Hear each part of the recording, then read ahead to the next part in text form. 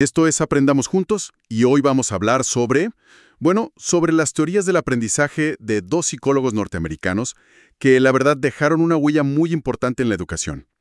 Estamos hablando de David Ausubel y Jerome Bruner.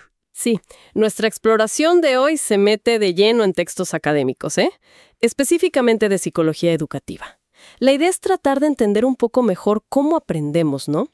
Y sobre todo, cómo se puede enseñar de una forma más efectiva. Queremos como destilar las ideas principales de estos autores. Vamos a ver conceptos que quizás algunos ya conocen, como aprendizaje significativo, anclaje, y otros quizás un poco más técnicos, como andamiaje o currículum en espiral.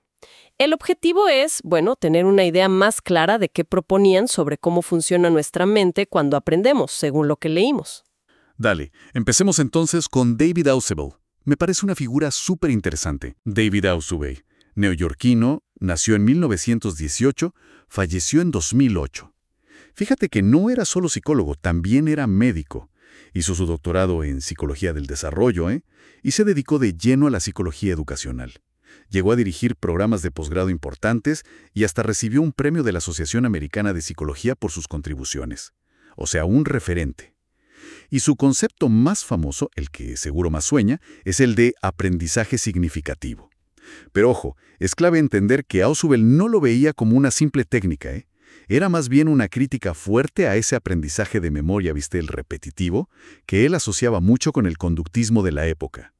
Para Ausubel, aprender de verdad era comprender, no solo repetir como un loro. Exactamente. El aprendizaje memorístico, como lo describe Ausubel, tiene ese problema fundamental.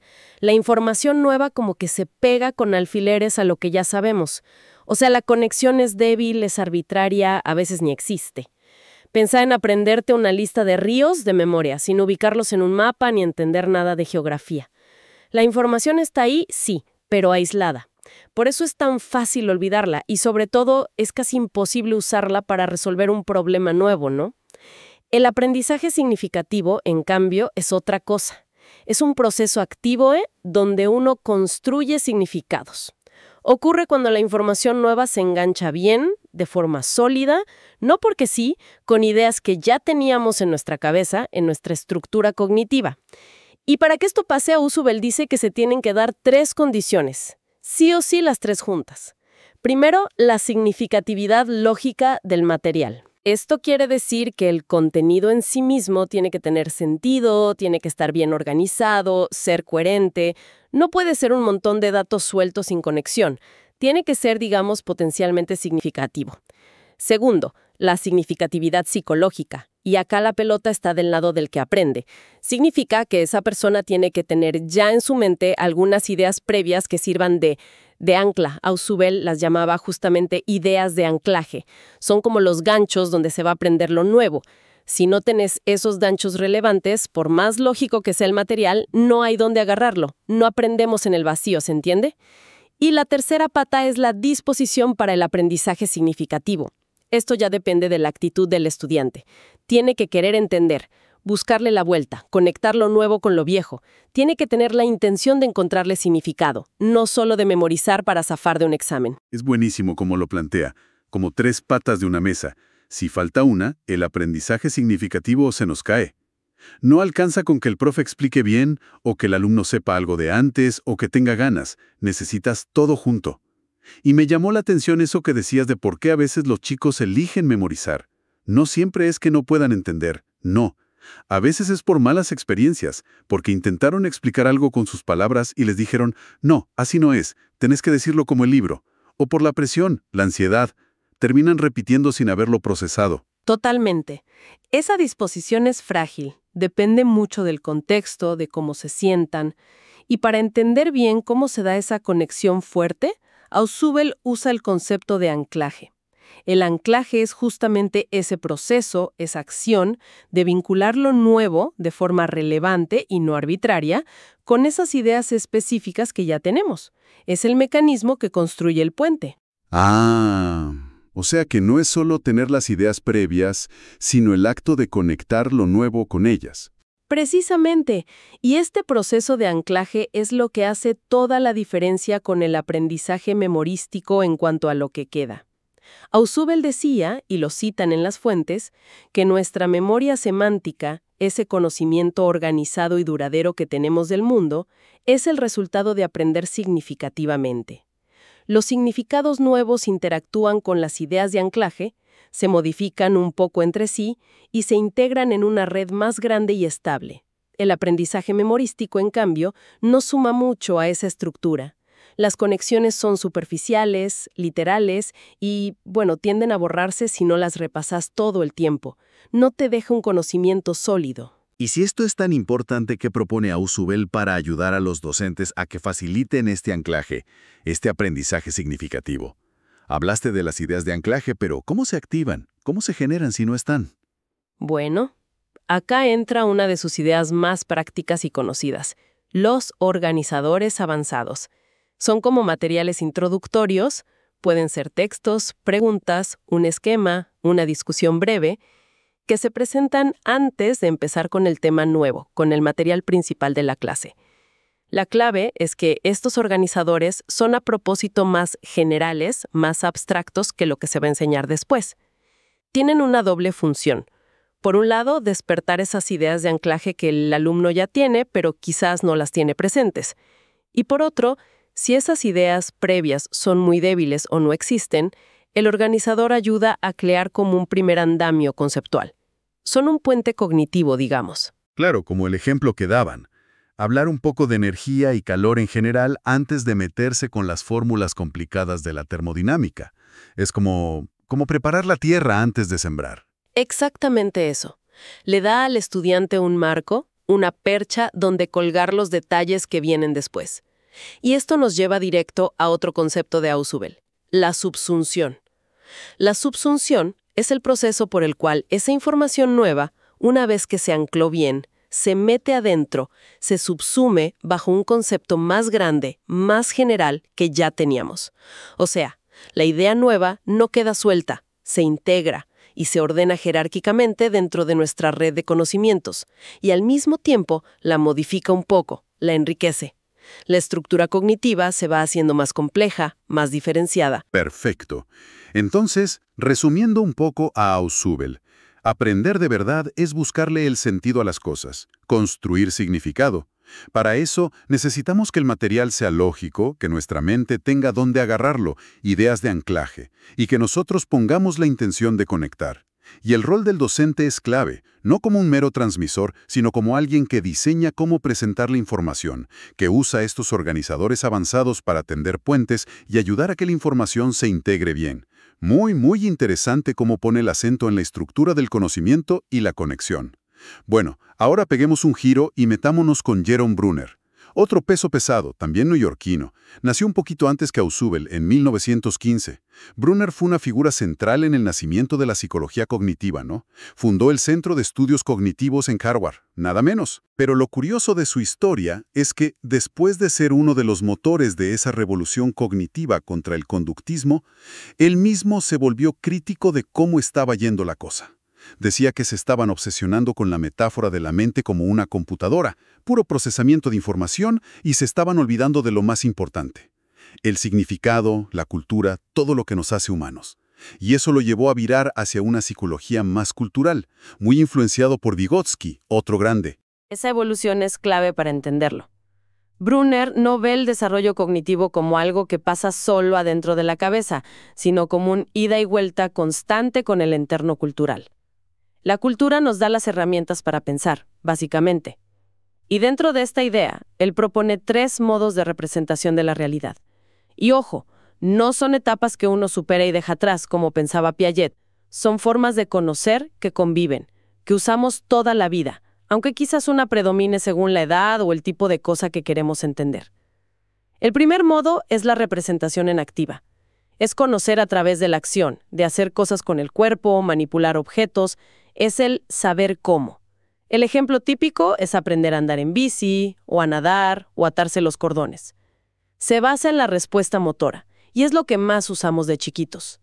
Después viene la representación icónica. Acá representamos las cosas con imágenes mentales. Pueden ser visuales, auditivas, pero sin necesidad de estar haciéndolo en el momento. Podemos imaginarnos la cara de alguien o un mapa. Se basa más en la percepción. Y finalmente, la representación simbólica, que es la más potente, la más flexible. Usa símbolos arbitrarios, el lenguaje, los números, las notas musicales, las fórmulas. Con esto podemos representar no solo lo concreto, sino lo abstracto, lo que podría ser, lo que no existe. Es la base del pensamiento complejo. Y estos modos tienen implicaciones clarísimas para enseñar, ¿no? Nos dice que no hay una sola manera de presentar algo. Hay que pensar si se entiende mejor haciendo, en activo, viendo un dibujo icónico, o escuchando una explicación o viendo una fórmula, simbólico, o combinando todo según el tema y quien esté aprendiendo. Brunner también veía el desarrollo medio como asaltos, ¿no? Con momentos de avance y otros de acomodarse. Parecido a Piaget, pero diferente. Totalmente. Y un punto centralísimo en Brunner, sobre todo en su etapa más culturalista, es el rol de la cultura y la educación. Él dice que nuestro pensamiento más complejo depende totalmente de que nos apropiemos de las herramientas que nos da nuestra cultura. La herramienta número 1 es el lenguaje, obvio, pero también los números, la escritura, los mapas, todo. Y la educación, tanto la formal de la escuela como la informal de la familia y la sociedad, es el vehículo principal para pasar estas herramientas a las nuevas generaciones. Sin esa transmisión cultural, nuestro pensamiento se quedaría muy limitado. Y hablando de herramientas y de ayuda, de Brunner nos quedan conceptos súper usados en educación. Uno clave es el andamiaje, scaffolding. ¿Nos contás un poco de qué va? Claro, el andamiaje, que Brunner y su equipo ayudaron mucho a difundir, basándose en la idea de zona de desarrollo próximo de Vygotsky, es esa ayuda justa y temporal que alguien que sabe más, un profe, un papá, un compañero, le da a alguien que está aprendiendo para que pueda hacer algo que solo no podría. Es como el andamio en una obra. Te sostiene mientras construyes hasta que la pared se aguanta sola. O sea, no es hacerle la tarea al otro, es darle el empujoncito justo. Exacto. El experto se encarga de las partes más difíciles, para que el que aprende se concentre en lo que sí puede manejar y practicar. Puede ser darle pistas, hacerle preguntas, mostrarle cómo se hace, simplificar la tarea. Y es un apoyo tanto para pensar como para sentirse seguro, emocional también. Y lo más importante, el andamio es temporal. Se tiene que ir sacando de a poquito a medida que el aprendiz va ganando confianza y habilidad. La meta es que al final lo haga solo. Clarísimo. Y otro concepto que mencionan las fuentes es el de formato. ¿Qué quería decir Brunner con eso?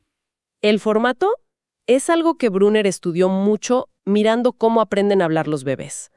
Son esas interacciones sociales que se repiten mucho, que son predecibles, casi como un juego o una rutina, entre un adulto y un nene chiquito. Sirven como un marquito para aprender cosas complejas, como las reglas sociales o el lenguaje. El ejemplo típico es el juego de acata, cucutrás o leer un cuento siempre igual.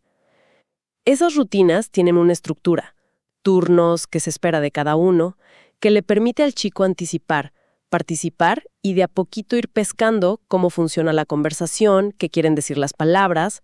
Son como mini mundos sociales para aprender haciendo, pero con guía. Entiendo. Como rutinas que nos enseñan las reglas del juego social y del lenguaje. Bueno, y nos queda un último concepto importante de Brunner, el famoso currículum en espiral. Así es. Esta es una idea súper influyente sobre cómo organizar lo que enseñamos a lo largo del tiempo. La idea del currículum en espiral es que los temas fundamentales de cualquier materia, matemática, historia, lo que sea, hay que enseñarlos desde el principio, desde chiquitos, de una forma simple, adecuada a su edad, quizás más con acción o imágenes al principio, y después hay que volver a esos mismos temas varias veces a lo largo de los años. Pero cada vez que volvés, lo haces con más profundidad, más complejidad, usando representaciones más simbólicas, conectándolo con otras cosas que ya saben. No es repetir lo mismo, es construir sobre lo anterior, haciendo la comprensión más rica en cada vuelta de la espiral. Como aprender sobre, no sé, la democracia. Primero una idea básica en primaria, después más sobre sistemas de gobierno en secundaria, y así. Pero siempre volviendo al núcleo. Ese es un ejemplo perfecto. La idea es que entender de verdad lleva tiempo y se construye de a poco, revisitando las ideas clave con más herramientas cada vez. Y para cerrar con Brunner, las fuentes también dicen que él veía el aprendizaje como un proceso con 3 patas que van juntas. Primero, adquirir información nueva, que puede ser algo totalmente nuevo o algo que choca con lo que pensabas. Segundo, transformar ese conocimiento, jugar con él, reorganizarlo, usarlo para resolver problemas nuevos.